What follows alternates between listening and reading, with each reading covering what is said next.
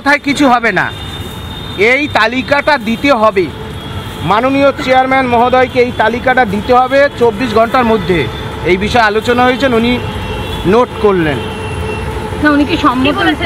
অবশ্যই উনি বলেছেন যারা বিদ্যালয়ে স্যালারি তুলছেন তারা প্রত্যেকে আনটেন্টেড, তিনি বলেছেন।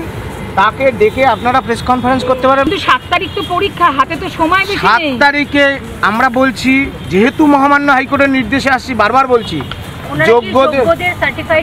যোগ্যদের সার্টিফাই কপি নিয়ে সুপ্রিম কোর্টে যাওয়ার কথা বলা হয়েছে। এই সার্টিফাই কপি না দিয়ে পরীক্ষা তো হবে না।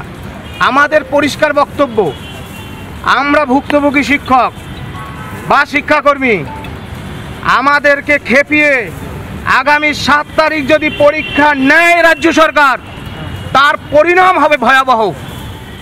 পরিষ্কার কথা, কোনো রাগঢাক নয়। অযোগ্য শিক্ষকদের তালিকা পাওয়া গেছে, যোগ্য শিক্ষকদের তালিকা দিন।